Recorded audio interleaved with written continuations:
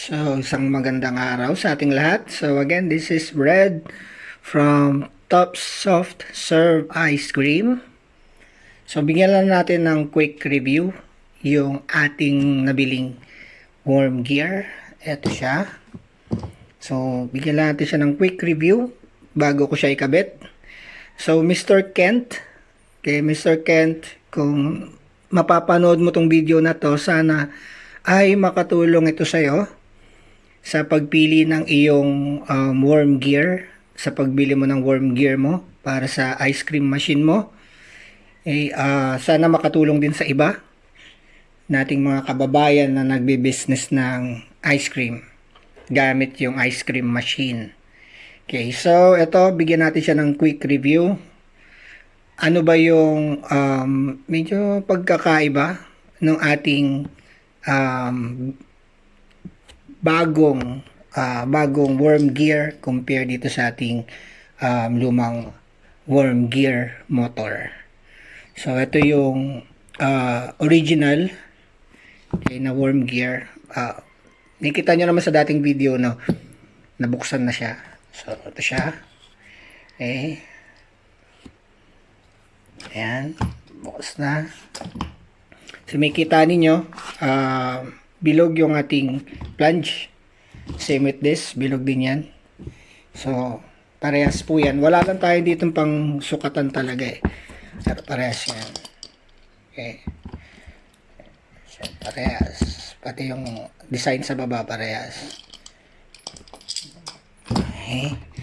Okay, bahan nila dito, ito may lalagyan siya ng oil. Ito, wala. Ang lalagyan niya ng oil nandito. Ayan yung lalagyan niya ng oil. At ito, pag hinarap mo rin, ayun, meron din siya. So, parehas sila dito meron. So, titignan natin dito. Okay? So, balik na rin natin siya dito. Isa to sa mga tinanong sa atin ni Mr. Kent, no? Kasi yung pinakita niya sa akin na picture, walang model. Okay? Ito yung picture mo, Mr. Kent.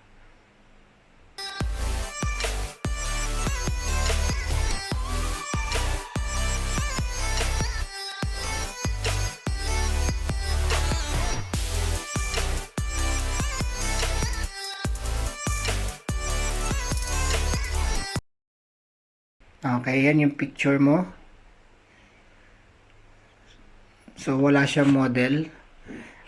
Ito naman, yung nabili ko. So, meron siyang model. Ayan yung model niya, 15. Kita ba? Ayan, 15. Same with here, 15 na nakalagay. So, huwag kayong malilito sa ratio. Okay, sa ratio po, may kita ninyo, may nakalagay doon na 1:15 or 15:1 or 15 lang. Same po yun. 15. 1:15 na ibig sabihin nun. 1:15. Yung isa naman, 15:1 or nakalagay dyan, 15 lang. Lahat po yan ay same lang. Okay? So, isa pang pagkakaiba rin yung model. Okay? So, check nyo po maigi yung mga model na binibili niyo na worm gear. So, para dito, model nito is NMRV 040. Ayan. Ang nakalagay naman dito sa kabila ay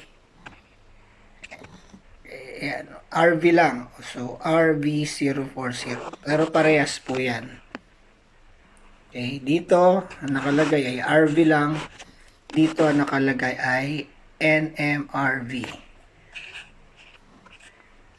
Minsan makakakita kayo na nakalagay lang ay 40. Minsan makakakita kayo ng 040. Okay, same lang po yan. Okay, same lang yan. So, checkin nyo maigi yung model at saka yung ratio. Huwag nyo pong kalimutan, checkin itong part na to.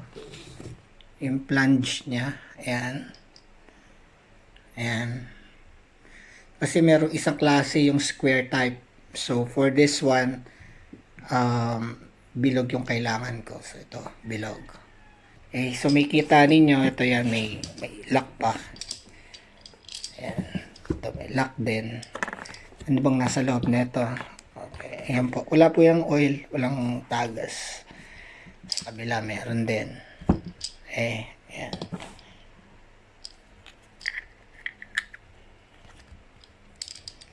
Tapos, ayan dito meron din.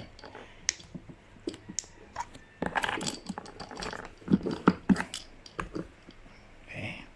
Kabilaan kasi. Ayan.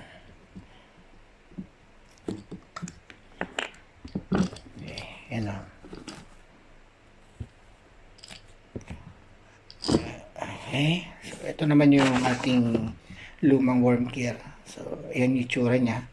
Yung loob po niyan ganyan. So, sorry po madumi Ayan. Pero ganyan yung loob. Tinanong ko yung supplier kung kailangan pa siya lagyan ng langis. Ang sabi sa akin, hindi na daw. Kasi, may langis na raw yan galing daw sa factory. Okay, so maglalagay lang daw ng langis 0.8 cc. Okay, 0.8 cc dun sa hiringgilyan ng injection. Kita nyo naman dun yung mataba, 0.8 cc. Yun yung ilalagay ninyo na langis dito. Any motor oil pwede. Ilalagyan nyo siya every 4 months. Pero sa akin, hindi ko pa siya nagagamit, no. Bago pa, lalagyan ko rin siya ng oil kasi wala ko nakitang oil. Ang nakita ko sa loob, tanggalin ko lang muna. Okay, so ito, nakita ko sa loob nang binuksan ko. Dahan-dahan lang ang pagpihit, no, kasi may goma yan dito eh. Pag napasobra kayo ng pihit, puputol yung goma. Okay. Open lang natin. Ayan o. Kita nyo ba guys, meron siyang goma. So, ingat lang kasi baka sobrahan kayo ng pihit. Ma-deform, masira. Siyempre, pag nasira, dagdag gastos. Mapapansin niyo yan o.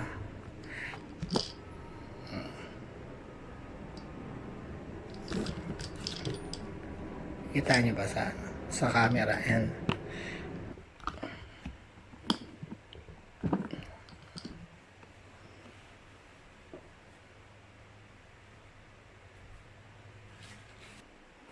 Kumikita ninyo rin.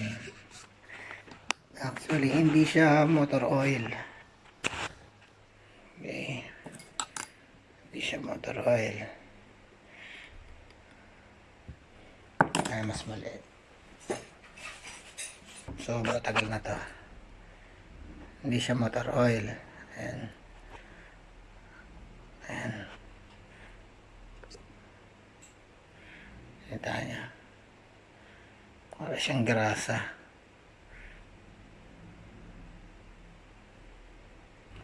Tapos, meron din part doon na yun wala. Kita niya yung part doon sa dulo. Ayun o. Okay.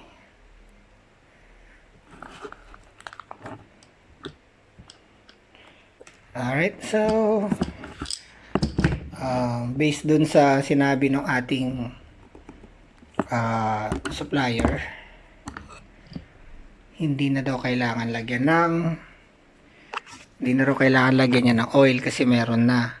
So nasa sa inyo po yan kung lalagyan pa ninyo or hindi. Pero kasi ako gusto ko siya lagyan. So bibili ko ng motor oil. Siguro lalagay ko siya ng top 1. May mga motor dyan, alam nila yon.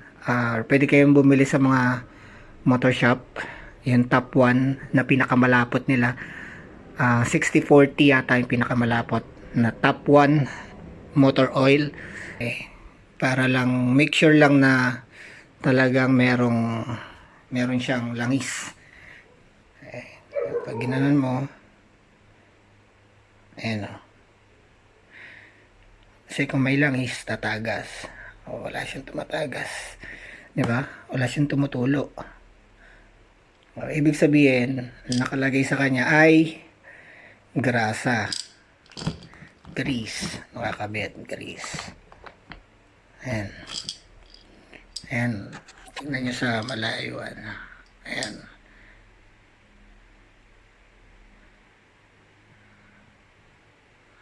Ay, so, walang tumutulo. So, hindi motor oil nakakabit or nakalagay sa loob. Grasa yung nakalagay. So, para sa akin, lalagyan ko siya ng motor oil talaga. Okay, so, balik na natin. Ito. Ingat lang tayo, hindi po to pwedeng masobrahan ng pihit, masisira yung goma. So, kabit lang natin. So, ayan yung ating bagong worm gear motor. Yung mga gusto pong mag-avail ng ganitong klaseng worm gear, meron pong link dun sa aming channel sa Tops Soft Serve Ice Cream. So, click nyo lang po yan, direct na po kayo dun sa page nung binilhan ko nito. Okay? So, pili lang kayo dun ng ratio na kailangan ninyo, tsaka ng model. And then, meron din po dun option kung gusto niyo maglagay ng yung insurance, kasi may oil siya sa loob, may grasa siya sa delivery, or pwede rin namang wala. So, nasa sa inyo po yun. Sa page ko po makikita nyo doon, nasa 2,000 plus lang to. Pero doon sa ibang platform, yung ibang nagbebenta na kagaya po nitong model natin na to, 5,000 to 10,000 yung price. So doon po sa page na or link doon sa aming Facebook, doon po nasa 2,000 plus lang yan. So doon na lang po kayo bumili kung kailangan nyo po ng ganitong klaseng worm gear. Meron din po doon mga parts, may mga parts din doon kung magpa-project kayo. So, ayan, butas pa.